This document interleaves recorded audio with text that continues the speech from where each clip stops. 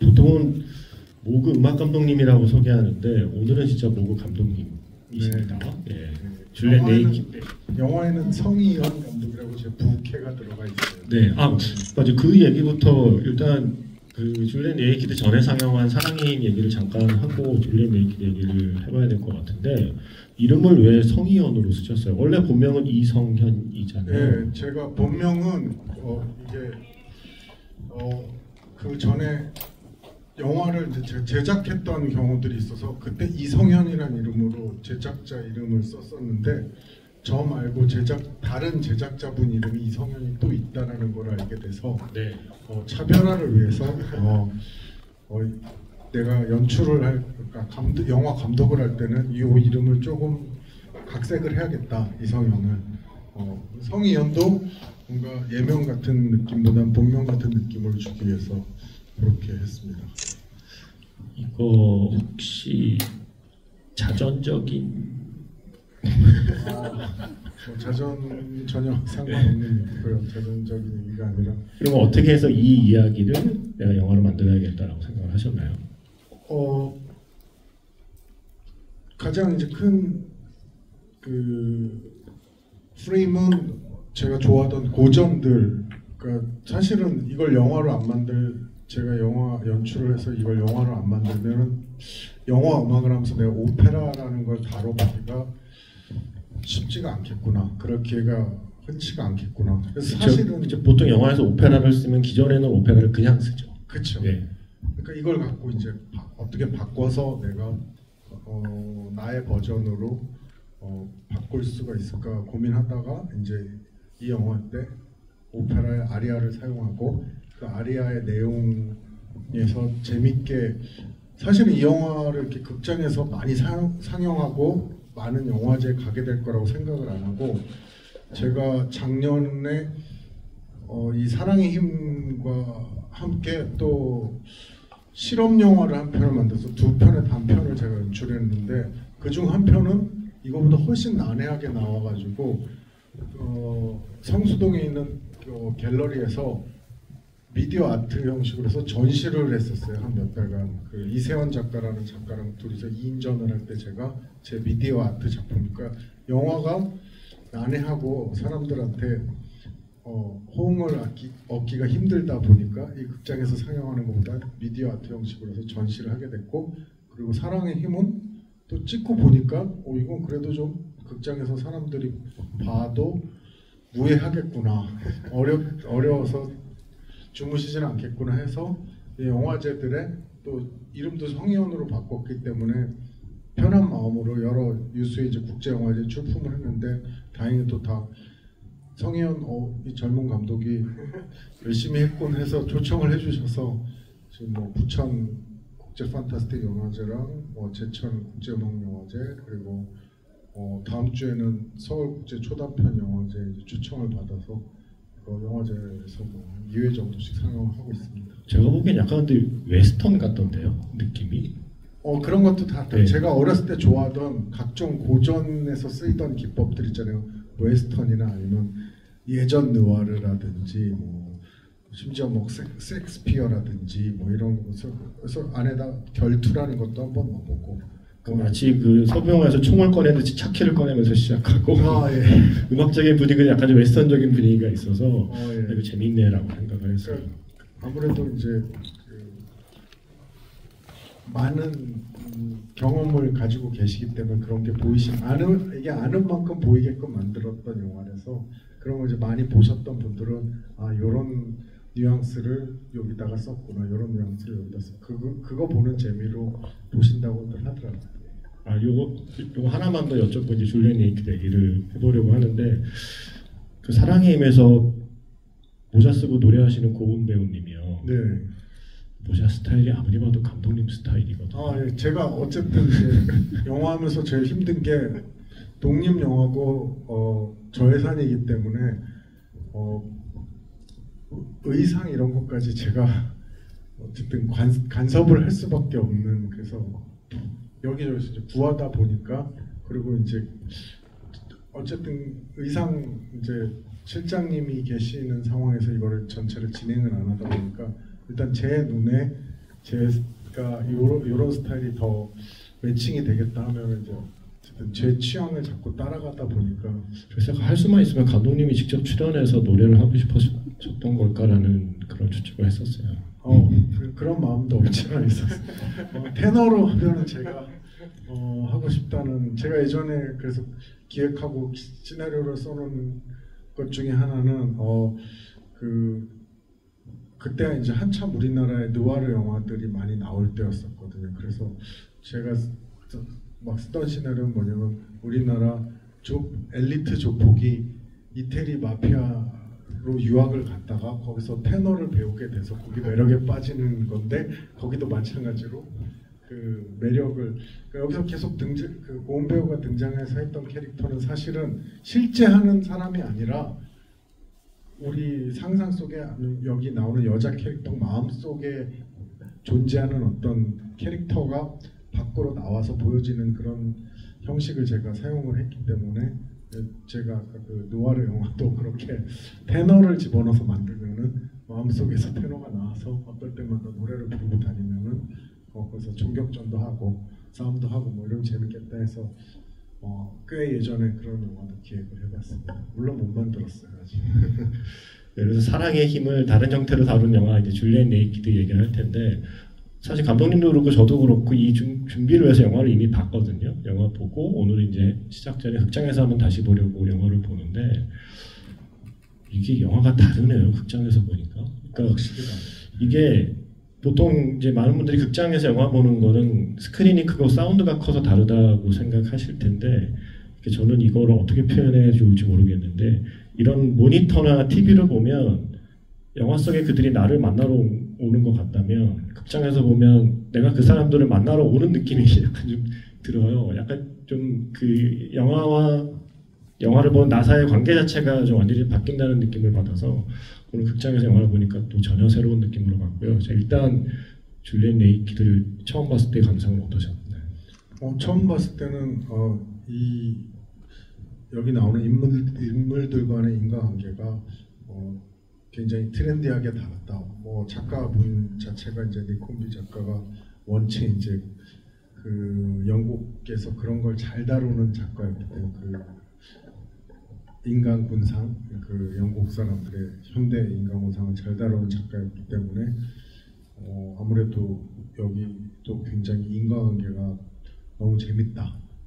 그리고 저는 이거 볼 때 생각났던 게 챌린저스라는 영화가 생각이 나면서 저는 챌린저스가 다른 방식으로 이 페레스 감독이랑은 다른 방식으로 이제 두 남자와 또 이 두 남자의 인간관계에 놓인 여자 캐릭터를 다뤘다면은 이거는 또 다른 굉장히 뭐랄까 영국 스타일로 블라디 센스 오브 휴머를 잘 살리게끔 만든 영화여서 전 처음 보고 깜짝 놀랐어요. 이거 영화 너무 좋은데, 재밌는데, 내 취향인데 뭐 이렇게 봤어요. 그렇네요. 최근에 개봉했던 챌린저스에서 테니스 안 하고 음악하면 이 이야기가 되는 거네요. 네. 그렇죠.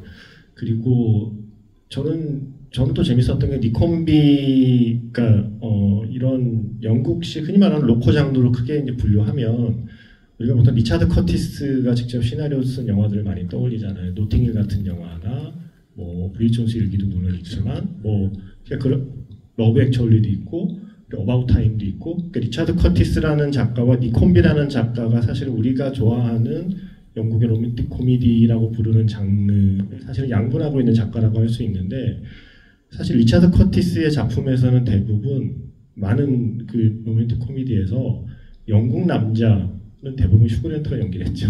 대부분 영국 남자와 미국 여자의 이야기가 많았단 말이죠. 근데 이거는 반대로 영국 여자와 미국 남자에 대한 이야기라는 것은 사실은 재밌었고, 니콤비라는 작가는 그 한국에서는 사랑도 리콜이 되나요라는 영화, 그리고 어바웃 더 보이라는 영화, 그 영화의 원작 소설을 쓴 사람이고요. 날 미치게 하는 남자라고 드류 베리모어 제가 나왔던, 되게 좋아하는 영화예요. 보스턴 레드삭스. 그죠. 그러니까 이 모든 영화들이 전부 다 덕후에 대한 이야기예요. 특히 이제 사랑도 리콜이 되나요는 이 영화랑 가장 좀 연관성이 있는 거고, 그 좋아하신다고 말한 날 미치게 하는 남자는 영화에서는 보스턴 레드삭스라는 야구에 빠져있는 덕후로 나오는데 원작에서는 원래 축구거든요. 그렇죠. 아스널.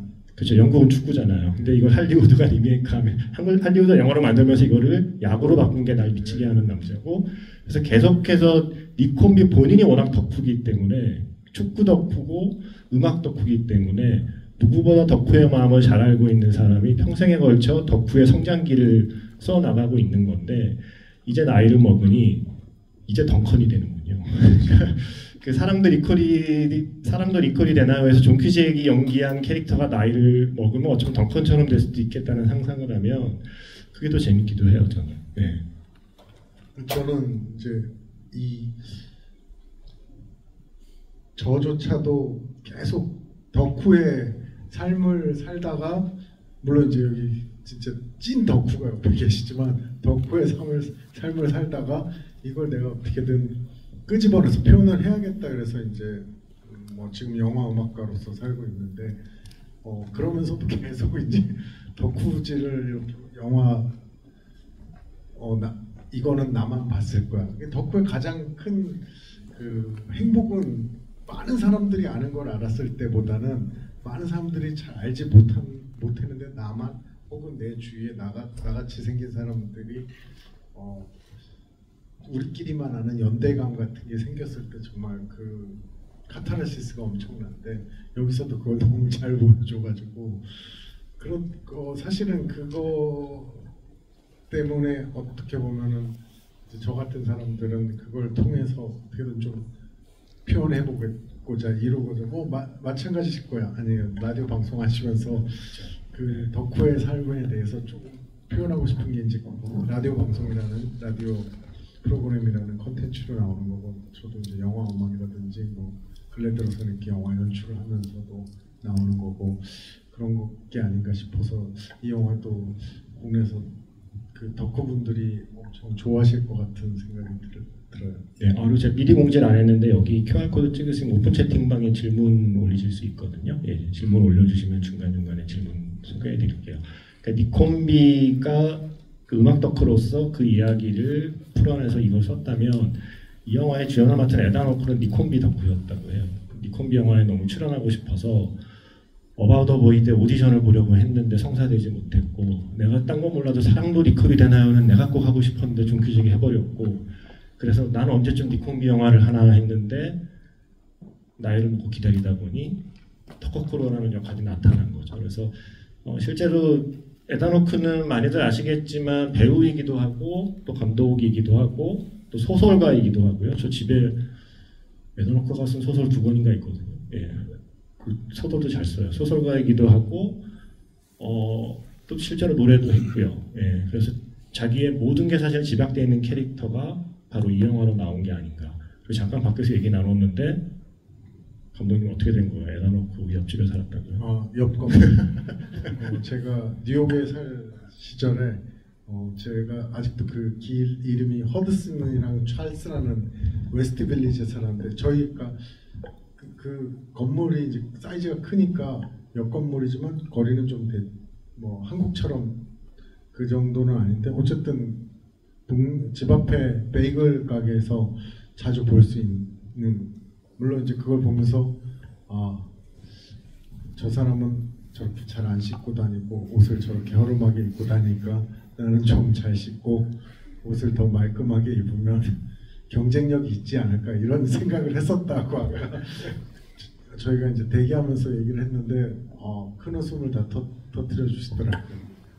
그러면서 이게 한국 사람만 할 수 있는 생각이지 않을까, 그렇게 말씀을 하시더라고요. 그리고 또 우리 그 얘기 했었잖아요. 그러니까 이 영화를 보고 재밌는 게 영국 사람들이 생각하는 어떤 미국 뮤지션에 대한 어떤 이미지, 그렇죠. 예, 그게 재밌었다고 말씀하셨는데 어떤 건지 조금 더 좀 부연해서 좀 듣고 싶었어요. 이건 어쨌든 간에 시대상이 굉장히 그 니콤비가 그런 걸 잘 관통을 했는데, 이 얼터네이티브 음악 자체가 미국에서 뭐 우리가 정말 잘 아는 뭐 널바나나 뭐 펄잼 이런 밴드들이 대중화가 되고 사람들한테 알려지면서 그런 캐릭터들이 나왔는데, 이 사람들은 기존 그 대중음악이라든지 대중문화에서 보기에는 뭐 기회라는 건 뻥차버리라고 있는 거야처럼, 그러니까 그렇게 생활을 하는, 그렇게 살고, 그다음에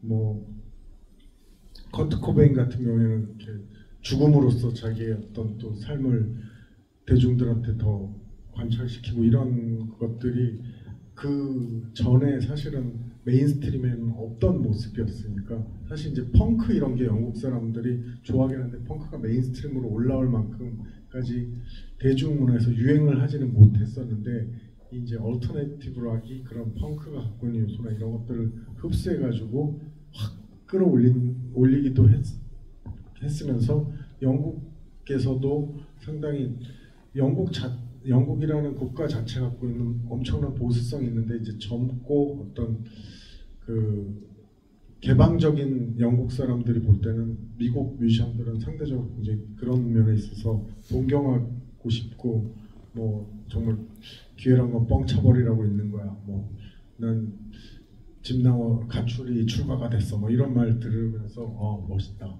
미국 사람들의 저 자유분방함. 아무래도 영국이라는 나라가 오랫동안 갖고 있었던 그런 보수적이고 이런 전체적인 문화가 갖고 있는 이미지랑 미국의 그런 시골 이런 데서 올라온 얼터네티브 락 뮤지션들이나, 그 여기서도 보면은 뉴욕 근교에 있는 알바니라는 시골, 알바니가 이제 뉴욕주에 있는데 그 근교에 있는 시골 같은 데인데, 거기서 이제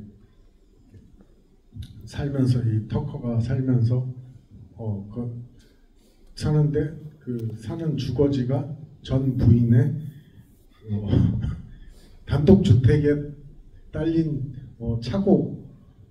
미국에서는 사실 차고를 렌트를 해서 그러니까 저도 차고에 살아본 적이 있거든요. 차고 렌트하면 거기가 소음을 만들기도 좋고, 아까도 영화에 나왔지만 공간이 되게 널찍하고 은근 또 이 음악이나 예술을 하는 사람들이 갖고 있는 어떤 공간에 대한 미학적인 관점이랑 잘 맞는 부분이 있어서 이렇게 차고를 렌트해 주는 경우가 있는데, 그러니까 제가 볼 때는 그래도 렌트로 들어가지 않았을까. 영화에서 디테일하게 설명은 안 돼 있지만 뭐 월에 한 300불 이 정도씩 내고 거기서 그렇게 살고 있지 않았을까. 그러니까 그게 어떻게 보면은 영국 사람들이 볼 때 그 미국 그 뮤지션들의 되게 자유분방하면서도 뭔가 그렇게 삶을 내려놓은 듯한 모습, 그런 것들에 동경이 많은 것 같아요.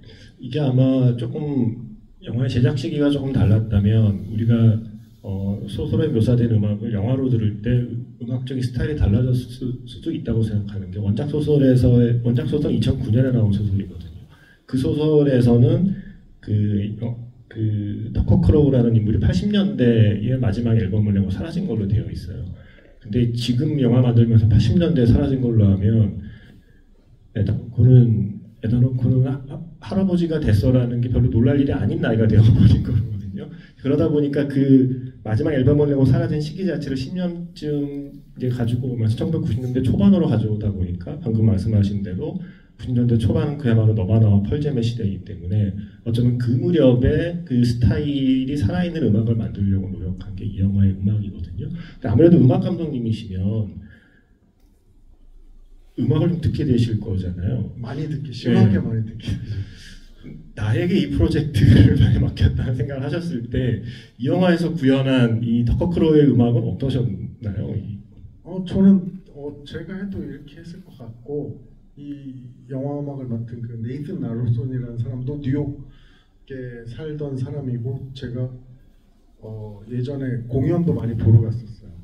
왜 공연도 많이 보러 갔냐면 이분의 와이프가 니나 페르손이라고 스웨덴 밴드 중에서 카디건스라는 밴드가 있었는데, 그 여성 그 보컬리스트를 앞세운 얼터너티브 밴드가 별로 없다가 크랜베리스라는 팀이 나오고, 네. 크랜베리스는 그래도 좀 유럽에서 나온 거 맞죠? 크랜베리스도. 네, 그러니까 제가 많이 좋아하지는 않아가지고 많이 듣지는 않았었는데, 그 크랜베리스 음악은 되게 더 강렬하다고 하면은 카디건스 음악은 훨씬 더 아기자기하고 되게 예쁜 음악을 해서 일본에서 굉장히 카디건스가 인기를 얻었고, 얻는 바람에 저도 자연스럽게 듣게 됐었는데 그 니나 페르손이 시집을 미국으로 가버렸어요. 스웨덴에 사시다가.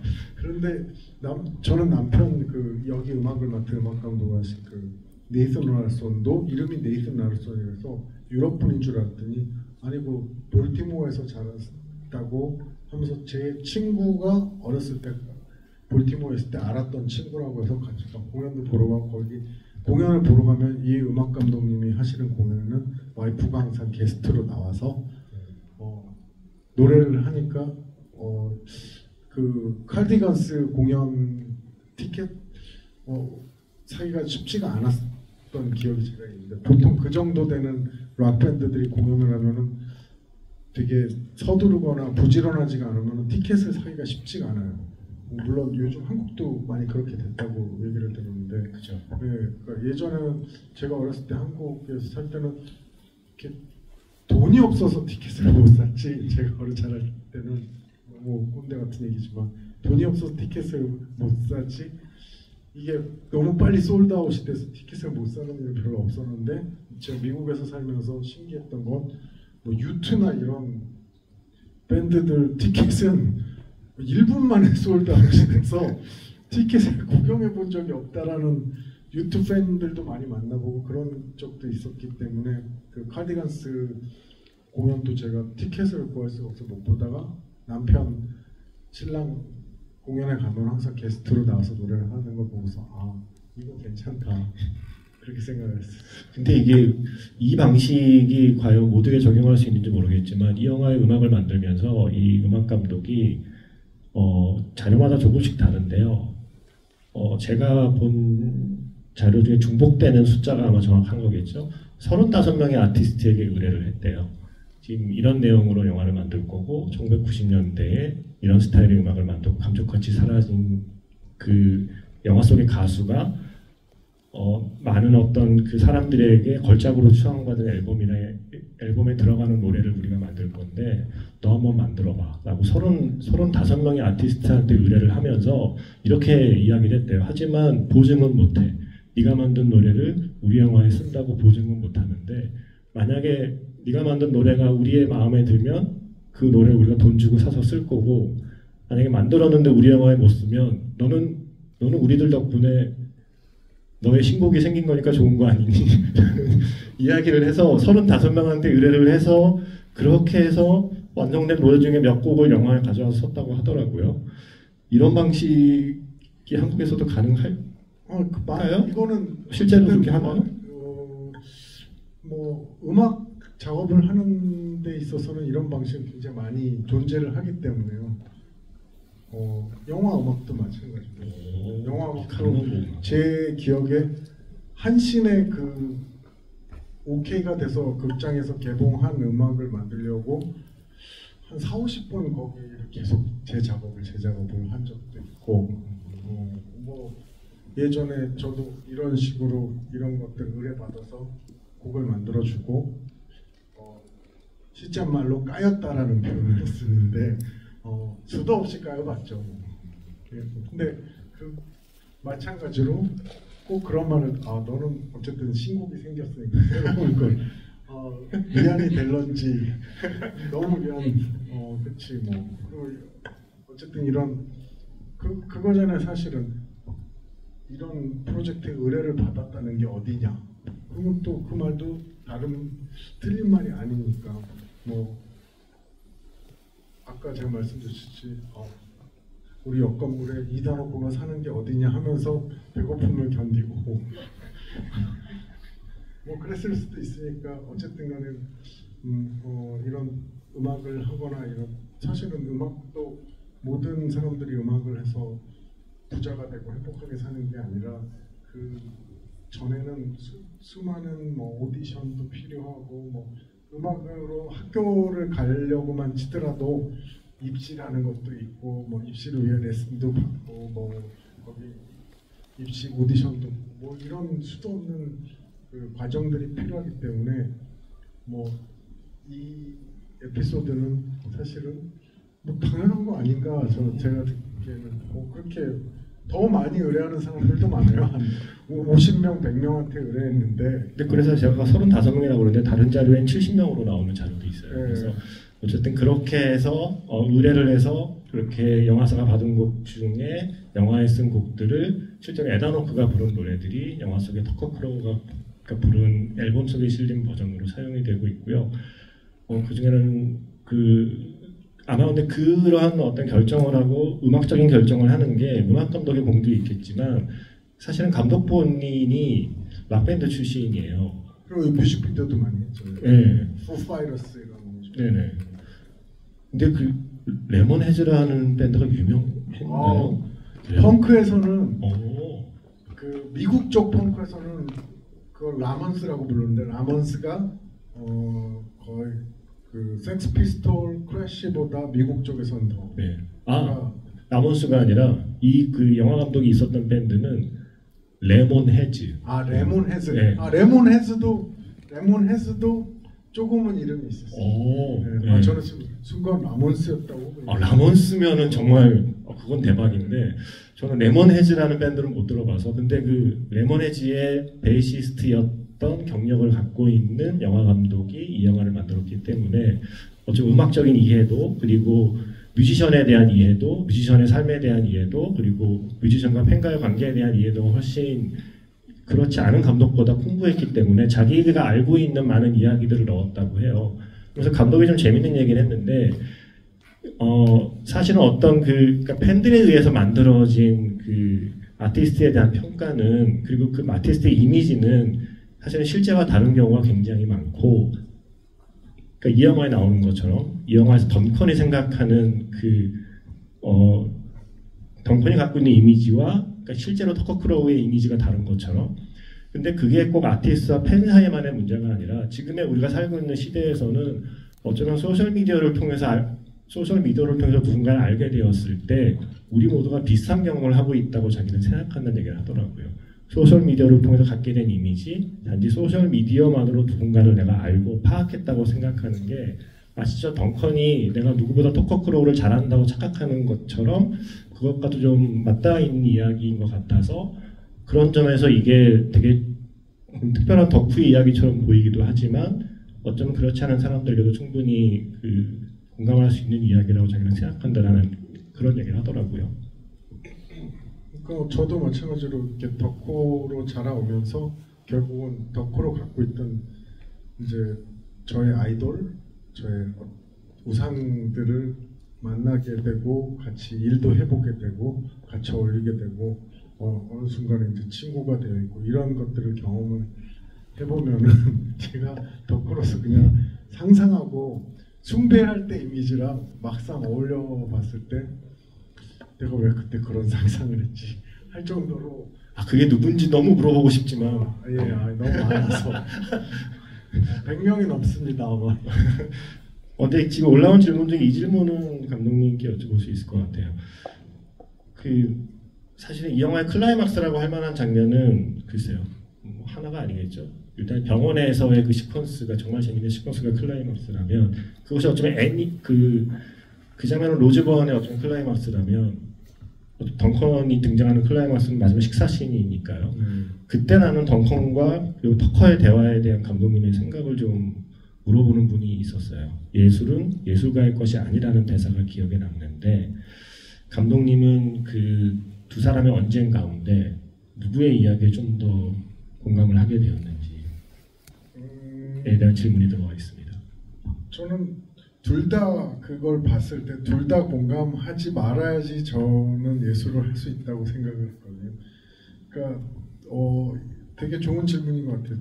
저는 이제 이 영화를 보면서 나름 제가 아까 우스갯소리로 어렸을 때 이다노크랑 같은 동네 사면서 이다노크를 봤을 때 나는 이렇게 하면 좀 경쟁력이 있을 것 같다 하면서 저는 바나나 리퍼블릭에서 깔끔하게 떨어지는 가디건 같은 걸 사서 입고 바지를 항상 다려 입어야지 이런 생각을 하는 것처럼 이 둘 대화에서 저는 영화를 보면서 내가 예술가로서 살면 이 둘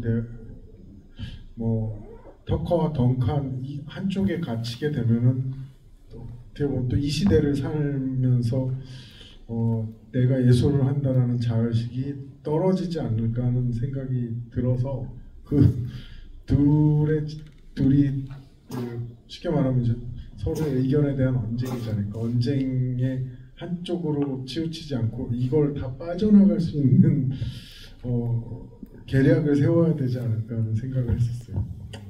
그리고 또 들어온 질문은 혹시 감독님은 덩컨처럼 그렇게 정말 예전에 누군가의 광팬으로 그렇게 깊이 덕질을 한 어떤 뮤지션이나 대상이 있는지 궁금해하는 분도 있었습니다.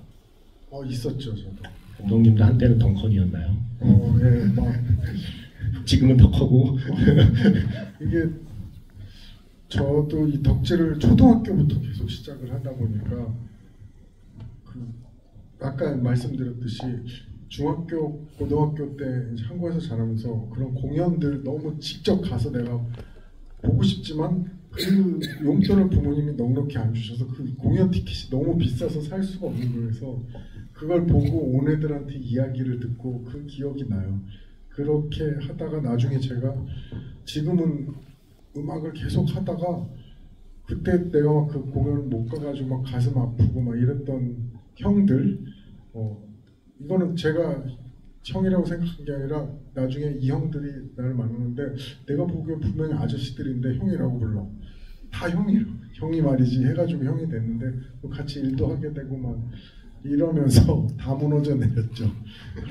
그 지금은 이렇게 재밌는 게 뭐냐면 그런 것들을 또 나와서 또 아까 이 덩컨이랑 터커의 서로의 언쟁에서 벗어나는 삶이나 이런 걸 제 예술을 생각해 보듯이 그렇게 그런 것들에서 벗어나는 것들을 해봐야겠다 하고 그런 작업을 통해서 내가 어쨌든 간에 자아성찰 혹은 자기 그 세계관을 확립하는 게 좋지 않을까 해서 이제 그런 것들에 그래서 제가 얼마 전에 인터뷰를 제천국제음악영화제에 갔는데 그때 이제 여기 아까 오프닝으로 저희 이게 약간 락콘서트 같이 오늘 락콘서트처럼 한 것 같아요.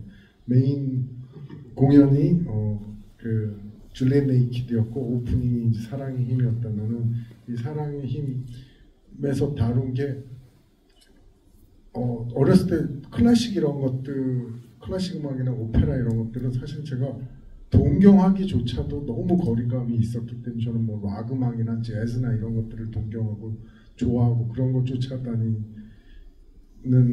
그 시간을 보냈었기 때문에 동경했던 것들에 대해서 접근을 했을 때는 대부분 다 어느 순간에 다 그런 것들이 여기 덩컨처럼 결국은 터커를 만나게 돼서 뭐 그런 것들이 다 변화하게 되는데 저한테는 이제 이런 오페라라든지 그 다음에 그런 헤비메탈 이런 음악들은 실제로 제가 그걸 동경한 만큼 그 안에까지 훅 들어가 보질 못했기 때문에 사실은 이제 제가 영화 연출을 하는 데 있어서 그런 것들을 많이 써보고자 그러면 그건 저한테는 일단 판타지잖아요. 그러니까 덩컨도 터커가 판타지에 있다가 리얼리티가 되니까 그 다음부터 너무 힘들고 혼란스러울 수밖에 없고 무조건 자기 반대의 입장에 설 수밖에 없는 그 캐릭터를 부여받을 수밖에 없었던 것 같아요. 이게 판타지였을 때는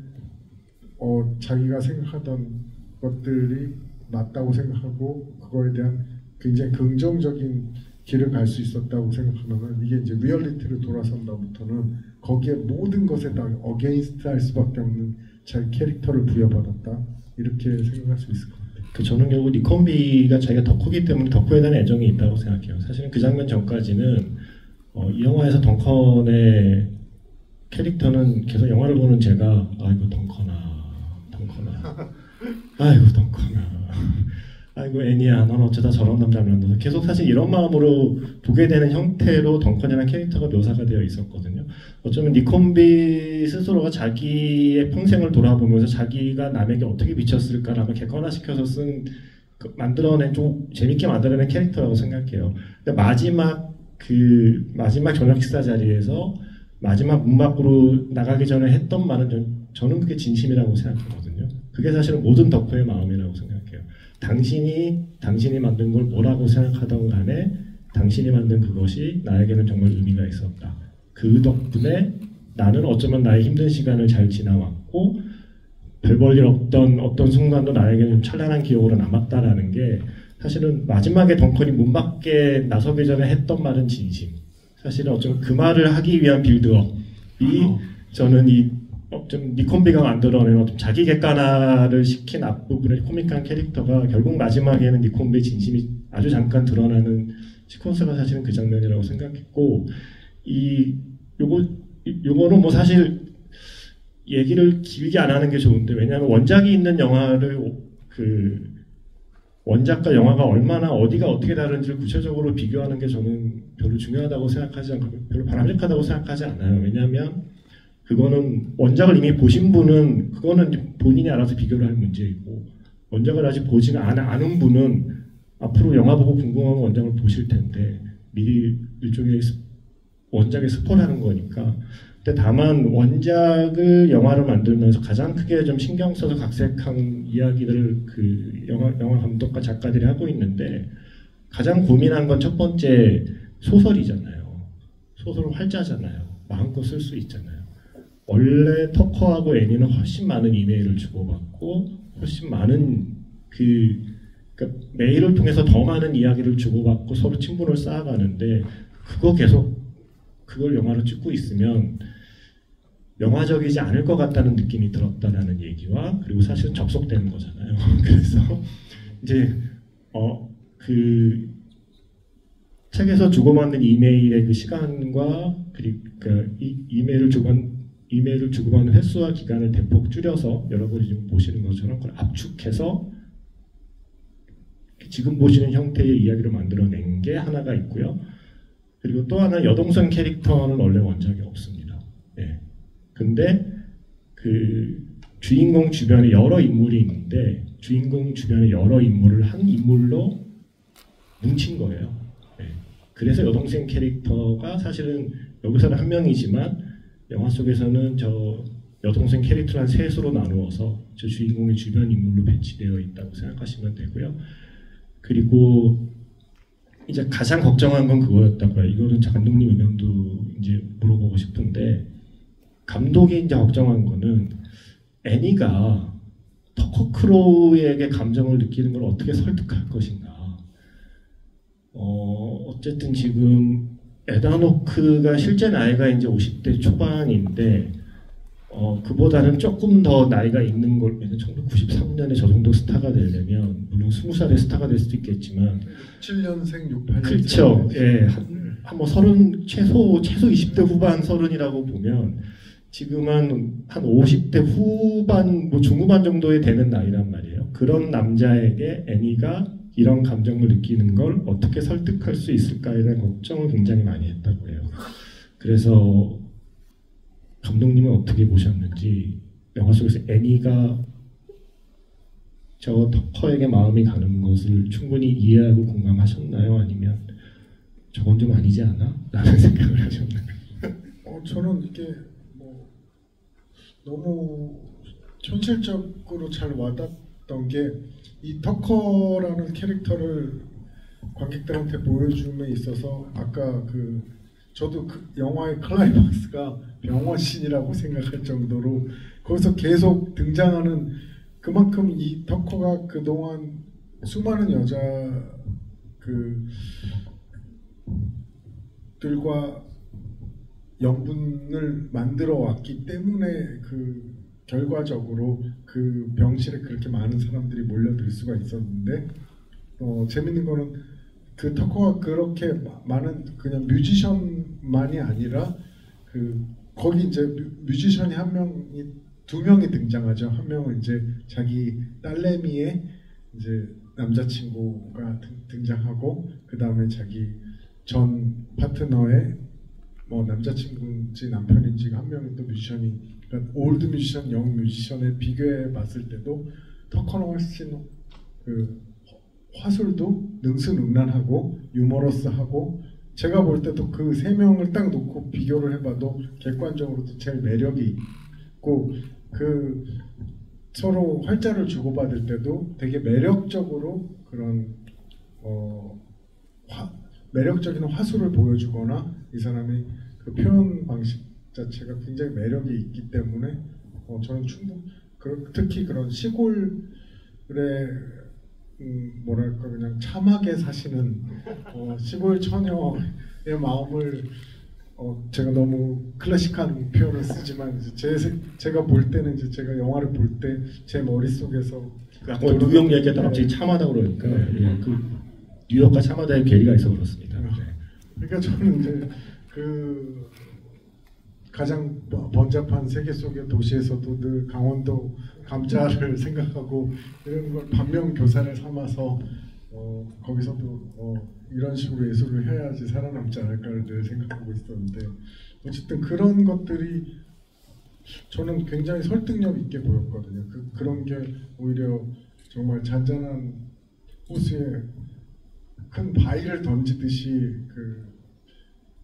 어떻게 보면 그런 한국 마을에서 자란 천의 마음에 너무 그런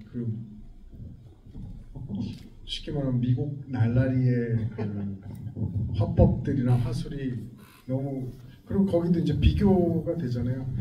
덩컨은 오히려 되게 그냥 무뚝뚝한 영국 남자 그리고 되게 가부장적인 느낌도 있고 되게 바시한 느낌도 있고 뭐 이런 건데 그거에 반해서 이제 터커는 굉장히 자상하고 훨씬 더 터커티브한 그러니까 서로 이제 대화가 오가는 데 있어서 막힘이 없이 이렇게 대화하기 때문에 훨씬 더 마음이 열리기가 좋지 않았을까. 저도 사실은 무슨 생각을 했냐면 일단은 니콘비라는 작가가 워낙 솜씨 좋은 작가라 기본적으로 캐릭터를 매력적으로 만들어요. 자기 작품의 모든 캐릭터를 매력적으로 만듭니다. 우리가 살면서 실제로 만나고 싶지 않은 사람이 있는 게 분명한데도 영화에서 보면은 매력적이거든요. 그게 사실 니콘비가 쓰는 그 작품의 특징이고 그 사람이 썼던 어바웃 보이나 아니면 사랑로 리커리 데나와의 그 코드 가게 일하는 점원들을 생각해 보세요. 현실에서 마주치면 너무 피곤하겠지만 영화에서는 각자의 색깔과 매력이 있어 보이거든요. 그래서 기본적으로 워낙에 매력적으로 캐릭터를 만들기 때문에 에단 호크가 연기하는 터커 크로우에게 어떤 감정을 느끼고 관심을 갖는 거는 너무 설득력이 있는 거죠. 근데 문제는 이제 마지막 선택에 대한 이 제작진의 고심이 저는 꽤 잘 담겨 있다고 생각하는 게 터커의 역할을 구원자로 만들어주지 않았다는 게 저는 이 영화의 가장 탁월한 엔딩의 선택이라고 생각해요. 지금 이 힘들어하고 있고 뭔가 좀 비전이 안 보이는 애니의 인생을 다 뭔가 해결해 줄 것 같은 구원자로 터커는 등장하지 않거든요. 그러니까 어떻게 보면은 로즈건이 연기하는 애니라는 캐릭터를 자기 쪽으로 끌어당기는 남자라기보다는 로즈건이 연기하는 애니를 자기가 원하는 삶으로 갈 수 있게 등을 떠밀어주는 어떤 역할로 터커 크로우의 캐릭터를 이렇게 만들어준 것이 저는 이 영화의 엔딩이 굉장히 흐뭇할 수밖에 없는 엔딩으로 완성이 된 게 아닌가라는 생각을 해요. 그 점이 원작하고도 좀 달라요. 그러니까 원작은 그렇다고 해서 갑자기 무슨 귀여운 여인의 마지막 장면처럼 리차드 기어가 줄리아 로버츠의 삶을 구원하듯이 그렇게 원작이 끝난다는 게 아니고 원작은 훨씬 더 모호하게 좀 끝나 있고요. 근데 그거를 영화로 만들면서 영화의 시나리오를 쓰고 그리고 영화를 연출한 그 제작진이 상당히 고심을 한 끝에 아주 괜찮은 엔딩으로 저는 각색을 했다고 생각을 합니다. 사실 그 뒤에 어떻게 될지는 모르잖아요. 예. 저출생 문제를 혼자 다 해결하고 있는 터커 크로우의 또 다른 아이 엄마가 될지 안 될지는 뭐 알 수 없겠지만, 네. 어쨌든 우리가 지금까지 본 영화의 이야기에서는 터커 크로우 덕분에 주인공은 지금까지의 삶이 아닌, 그러니까 지금까지 과거에 계속 묶여있던 삶이 아닌 처음으로 자기 미래라는 것을 상상해보기 시작했으니까 그런 점에서 터커 크로우는 이 주인공의 삶에 아주 중요한 역할을 한 사람이었다 정도의 아주 현명한 엔딩이라고 생각이 들고요. 하나 더 뒷이야기 해드리면 이 영화 촬영 당시에 주연 배우 로즈번은 임신 6개월이었다고 해요.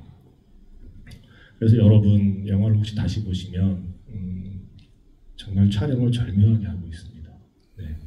전신이 나올 때는 뒷모습, 앞이 보일 때는 정확하게 허리 위만 자릅니다. 한 바퀴 돈다? 그럼 도는 순간 그 화면 사이즈가 절묘하게 바뀌거나 아니면 창틀을 가리거나, 그리고 여러분 런던에 갔을 때 계속 가방을 안고 가잖아요. 배를 가리기 위함이죠. 그래서 영화 속의 캐릭터와 아이를 갖고 싶어하는 영화 속의 캐릭터와 다르게 로즈버드는 이미 아이를 갖고 있었다라는 쓸데없는 TMI 말씀드립니다. 덕후가 아니면은 GV에서 이런 거 알 수가 없어요. 제가 볼 때 가장 그 대한민국에 성공한 덕후 중에 한 분이신 것 같고, 저도 이거 현업에 종사하지 않고 계속 덕후로 살았으면 더 행복하지 않았었을까 하는 생각을 들게 해주시는 거예요. 잠깐만, 마지막 질문. 혹시 감독님은 덩컨 같은 광팬을 만나신 적이 있나요? 있습니다. 진짜요? 네. 그때 에피소드가 좀 궁금해요.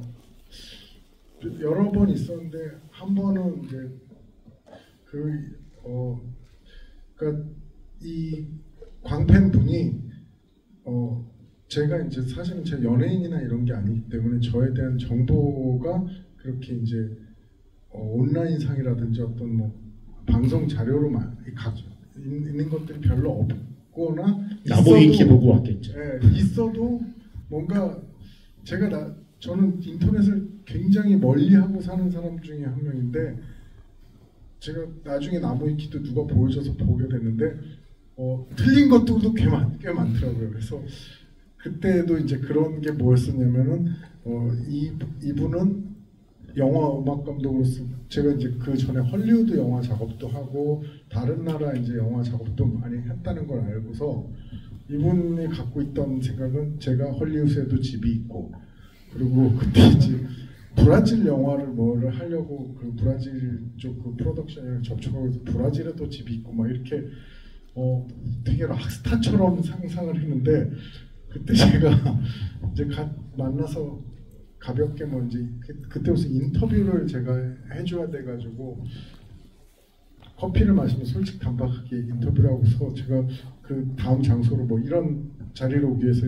예를 들면 제가 정확히 기억 안 나는데 뭐 롯데시네마 월드타워를 이 시간에 차가 막히니까 빨리 지하철 타고 가야지. 그래서 지하철을 제가 타고 들어가는 그 지하철 뭐 일본 출구로 막 밑으로 내려가는데 이 사람이 너무 망연자실, 제가 지하철을 타고 그리고 그 지하철 입구 앞에서 세 번을 물어봤어요. 정말 차가 없으세요? 운전도 못하는데 한 번도 운전을 해보신 적이 없으세요? 그래서 아니요, 없어요. 전 별로 차를 안 좋아해가지고. 저는 슈퍼카를 좋아하신다고 들었는데 슈퍼카가 아니라 슈퍼마켓도 잘 안 간다고 그러고 제가 늦어가지고요. 빨리 지하철 타고 가야 돼요. 그리고 거기를 깡총깡총 내려가다 뒤를 돌아봤는데 굉장히 망연자실하고, 그 지하철 계단에서 보면은 하늘이 보이면서 그분이 이렇게 서 있는 모습이 아직도 기억이 나요. 그리고 그 다음부터 연락이 안 오시더라고요. 그분은 아마 감독님의 뒷모습을 보고 그래도 저는 당신의 음악이 저에게는 큰 의미가 있었습니다. 이야기를 하지 않았을까. 마치 영화 속의 토커 크로우가 스웨덴 황실과의 관계는 없는 것처럼, 감독님께 슈퍼카는 없는 걸로. 운전도 못하고 뚜벅이로 평생을 살아왔는데. 그래서 저는 저도 오랜만에 사실 니콘비 작품을 봐요. 그러니까 니콘비 원작이 워낙 영화가 많이 됐고, 근데 제가 이번에 이제 새삼 니콘비의 필모그래피를 정리하면서 좀 재밌다, 그리고 또 대단하다고 생각한 게, 니콘비의 원작 소설을 영화로 만든 건 전부 다 니콘비 본인의 이야기와 맞닿아 있기 때문에 대부분 남자가 주인공이에요. 그리고 뭔가 좀 고장나 있는 남자들이죠. 남들이 보기엔 뭔가 좀 문제가 있고 고장나 보이지만 어떻게 보면 약간 좀 짠한 형의 매력이 있는 그런 캐릭터들이 이야기를 하잖아요. 그래서 뭐 사랑들 이코리 레나의 주인공이나 아니면 어바웃 더 보이의 주인공이나 아니면 날 미치게 하는 남자 피버피치의 주인공이나 다 그런 누가 봐도 니콘비가 잘 쓸 법한 캐릭터들의 이야기를 원작 소설로 쓰고 그게 영화로 만들어지거든요. 근데 니콘비가 자신이 쓰지 않은 그 이야기에 각색으로 참여한 작품들이 있어요. 근데 그 작품이 뭐냐면 그 브루클린이라는 작품, 시어서 로난의 브루클린이라는 작품의 각색을 니콘비가 했고, 캐리 멀리건이나 더 언에듀케이션이라는 작품도 니콘비가 각색을 했고, 그리고 리즈 위더스프리 나왔던 와일드라는 작품도 니콘비가 각색을 했거든요. 니콘비가 자기가 쓰지 않은 이야기인데 남이 쓴 이야기를 각색을 할 때 참여한 영화들은 전부 다 주인공이 여성이에요. 근데 그 여성의 이야기를 너무 잘 써요. 그게 남자들이 아닌 실제 그 여성 관객들이나 여성 영화인들이 다 인정할 만큼 그 세 작품을 다 보신 분은 아실 겁니다. 브루클린이나 와일드나 이런 작품들이 얼마나 그 주인공이 되는 여성 캐릭터를 정말 입체적이고 섬세하게 그려내는 거를 기억하실 텐데, 저는 그게 더 니콘비의 어떤 능력을 보여주는 필모그래피라고 생각하게 되더라고요. 니콘비가 쓴 원작 소설도 물론 훌륭하지만 혹시 기회가 되신다면, 아직 브루클린이나 와일드 같은 영화를 안 보셨다면 니콘비가 쓴 여성 캐릭터의 이야기가 얼마나 섬세한지에 대해서도 꼭 한번 영화로 확인해 보시면 좋겠다라는 그런 생각을 하게 돼요. 네. 저도 두 영화 다 강추합니다. 저도 두 영화를 너무 잘 봤어가지고, 특히 와일드는 극장에서 보고 충격을 받아가지고 제가 한두 시간 동안 멍했었던 기억이 있어요. 그 영화 너무 좋죠. 네. 와일드. 와일드도 음악도 좋아요. 네. 장마크 발레, 네. 이렇게 얘기하면 또 얘기가 돌아가셨죠? 네. 지금은 돌아가신 그러고 보니 이름이 발레네요. 네. 사랑이. 그 장마크 발레 감독님 영화를 제가 굉장히 좋아하는데, 그 중에서 특히 좋아하는 와일드라는 영화가 갑자기 또 감독님과 또 이렇게 좋아하는 영화로 또 통하게 되네요. 근데 얘기를 나누다 보니까 시간이 돼서 잠깐만 끝내야 되는데, 혹시 꼭 답해야 되는 질문은 네. 얼추 마지막으로 이게 조금 재밌을 수 있겠네요. 이 영화에 등장하는 그 시대의 얼터너티브 락 스타가 요즘으로 치면 어떤 느낌인지 궁금하다는 건 그 시대를 잘 모르시는 젊은 관객이라는 생각이 듭니다. 지금 아마 너바나나 펄잼 얘기하면 저 어릴 때 뭐 남인수 선생님이나 뭐 이런 얘기하는 것처럼 예, 무슨 클리프 리처드 얘기 저 어릴 때 누구야 하는 느낌인 것 같지 않을까요? 이렇게 세월이 많이 흘렀군요. 네. 그러니까 그 기존의 이 얼터네이티브 이제 그 한국말로 바꾸면 이제 대체하다라는 단어로 쓰이던데, 그 기존의 그 미국 음반 산업이라든지 대중음악 산업이 엄청나게 그 가파르게 상승 곡선을, 그러니까 그 얼터네이티브 이제 시대 전에 이제 미국 음악의 가장 간판 스타들이 뭐 마이클 잭슨이나 이런 마돈나 이런 음악들이 하고 그렇게 올라오면서, 또 그거를 더 우리는 저런 거 안 해 하면서 하던 음악들이 이제 이 락 음악 쪽에서는 헤비메탈 음악이 굉장히 강세였어요. 엄청난 연주력과 무대 장악력, 그리고 무대를 다 앰프를 다 쌓아놓고, 사실 거기서 쓸 수 있는 앰프는 몇 개 안 되는데. 그랬어요? 네. 나 몰랐네. 일단 그걸 일단 눈으로 압도하고 결국은 그런 아티스트가 숭배를 받게끔 이미 시스템이 그렇게 이루어져서 다 숭배를 하고, 보통 뭐 제 아직도 기억이, 마이클 잭슨이 뭐 메디슨 스퀘어 가든에서 공연한다면은 거의 일주일 전부터 그 메디슨 스퀘어 가든 앞에 텐트를 치고 거기서 이제 그 티켓을 사고 거기 입장을 하기 위해서 기다리는 사람들의 그런 장사진을 치르곤 했었는데, 우리는 숭배받기를 원하지도 않고, 우리는 헤비메탈 밴드처럼 머리 손질하는데 한나절 보내지도 않고, 우리는 그냥 자다 나와서 아무렇게나 뭐 신발을 신고 연주를 할 수도 있고, 뭐 그러니까 그런 그 격식을 다 탈피해가지고 어떤 자기네들이 솔직히 하고 싶은 얘기를 하겠다고 이제 나온 굉장히 어떤 순수한 그 스피릿을 외치던 운동의 시작이 이제 얼터네티브 락이었고, 이제 여기 그 캐릭터로 나오는 그 터커 크로우도 이제 그런 그 사조의 한 명이었기 때문에. 그런데 이제 그것도 마찬가지로 그 안에서도 뭐 사람은 어쨌든 간에 잘하는 일도 생기지만 잘못하는 일도 생기고, 뭐 좋은 일도 하지만 안 좋은 일도 할 수도 있고 이런 일이다 보니까 여기서는 이제 터커 크로우라는 캐릭터가 우스꽝스럽게 이 시대에는 뭐 그 락스타로 살다가 지금은 이렇게 됐네로 쓰이게 되는 거죠. 그때 당시에 이제 처음에 얼터너티브가 나왔을 때는 이 사람들은 좀 그 기존의 메인스트림을 잡고 있던 헤비메탈 그 락커들이랑은 전혀 다른 행보들을 하고 그래서 그런 거에 훨씬 자유롭고 그런 이제 스타일들을 많이 추구를 했었죠. 아, 네. 이러한 배경을 하면 터커크로우의 캐릭터를 조금 더 이해할 수 있을 것 같고 저는 이제 너바나나 펄잼의 시대를 살았기 때문에 혼자 그냥 쉽게 생각했거든요. 커트 코베인이 죽지 않고 어딘가로 그냥 은둔했다면 터커크로우가 되지 않았을까라는 생각을 하면서 영화를 봐서 이해가 쉬웠는데 그 시기를 아예 모르시는 21세기 관객분들에 대한 배려가 너무나 부족했던 20세기 진행자가 아니었나라는 반성을 GV를 마치기 전에 다시 한번 하게 되네요. 예. 그리고 참고로 영화를 만들 때 제작진이 레퍼런스로 삼았던 뮤지션 중에는 제프 버클리가 있었다고 합니다. 제프 버클리는 할렐루야라는 노래가 사실은 제일 많이 알려져 있긴 한데 되게 이른 나이에 수영하다가 수영하다 돌아가셨거든요. 되게 젊은 나이에. 근데 어떤 그런 그 제프 버클리 느낌의 뮤지션이 은둔해서 나이를 먹었다면 아마도 터커크로우가 되지 않았을까라는 레퍼런스를 참고했다고 해요. 그래서 혹시 제프 버클리 사진 찾아보시면 영화 속의 터커크로우의 젊은 시절 모습과 굉장히 흡사해 보이는 느낌 받으실 거고 재밌는 게 영화 속에 나왔던 그 터커크로우의 젊은 시절 모습은 대부분이 제가 예전에 보았던 에단 호크의 젊은 시절 영화 장면들이 많이 들어가 있더라고요.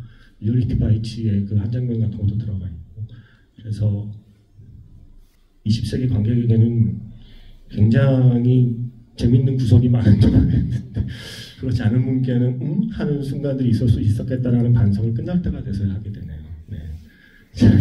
저는 마지막으로 꼭 이 얘기를 하고 싶은데 이 영화를 보고서도 그 생각을 했는데 사실 그렇거든요. 이렇게 사람들은 여기에 대한 이렇게 은둔한다라는 거에 대한 환상이 있는데 제가 이런 뮤지션 분들을 어렸을 때부터 보고 자라와서 실제로 제 주위에도 이런 뮤지션들이 많았었는데 은둔하는 분은 거의 없어요.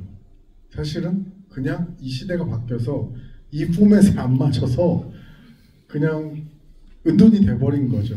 그러니까 은둔이 아니라 도태인 건가요? 우리 폰 바꾸는 거랑 비슷하더라고요. 이 대중예술은 제가 예전에 와 이 폰 너무 예쁘다 그래서 샀던 폰인데 어딘지 모르거든요.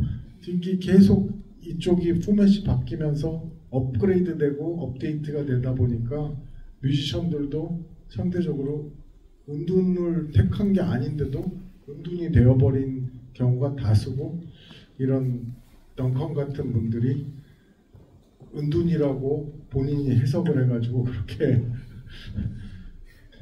그렇죠.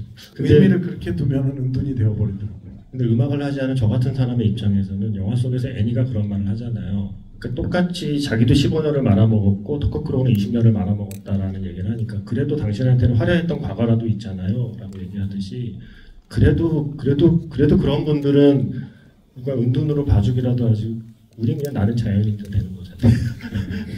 그래서 그거는 그래도 과거에 그랬던 경험이 있던 사람들을 보는 저 같은 사람으로서는 그것마저 부러울 따름이다라는 생각을 다시 한번 하게 되네요. 여기 이제 시간이 다 돼서 GV를 마무리할 때가 된 것 같습니다. 오늘 저도 사실 감독님 되게 오랜만에 만나서 영화 감독 성희영 감독님의 영화도 보고 그리고 뉴욕에서 에다노크 역건물에 사셨던 그 당시에 젊은 청년 그 이성현 군의 이야기도 듣고 그리고 지금 현재 지금 이제 수많은 영화의 음악을 만들고 있는 영화 음악 감독 모그 감독님의 또 이야기도 되게 여러 가지를 좀 듣게 된 기회였던 것 같아요. 오늘 마지막 함께 해주신 분들께 마지막 인사 부탁드리겠습니다. 네, 여기 지금까지 앉아 계셔서 저희들이 얘기 나누는 것도 들어주시고 이 영화 이렇게 재밌게 보신 것 같아가지고 여러분들도 또 다른 제가 덩컨 혹은 또 다른 덕커를 만난 것 같아서 저도 너무 이 자리에서 이야기 나누는 게 즐거웠고요. 줄리엣 네이키드 많은 입소문 내주셔서 이 덕후들이 뗀 곰불에 또 예상하지 못한 대박 흥행 날 수 있었으면 좋겠습니다. 감사합니다. 이게 그 원작 소설인데 국내에는 벌거벗은 줄리엣으로 출간이 되었단 말이에요. 이 제목 과연 합당한 것인가에 대한 제가 뭐 외국에서 공부하신 분 옆에서 영어 얘기하긴 그렇지만 여기에서 말하는 네이키드가 물론 벌거벗은이라는 뜻도 있지만 저기도 데모 버전이잖아요. 예. 그래서 줄리엣이라는 앨범에 그야말로 그냥 날 것 그대로의 모습이라는 네이키드라는 단어를 쓴 것인데 뭐 다른 효과를 노리고 이렇게 또 책은 벌거벗은 줄리엣으로 출간을 했겠죠. 예. 그래도 어쨌든 영화는 그 원래 제목의 정신을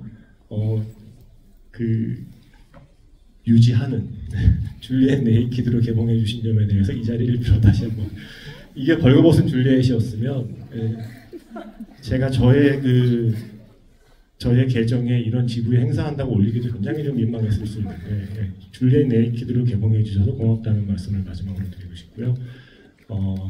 긴 시간까지 함께 해주셔서 고맙습니다. 안녕히 돌아가십시오. 감사합니다.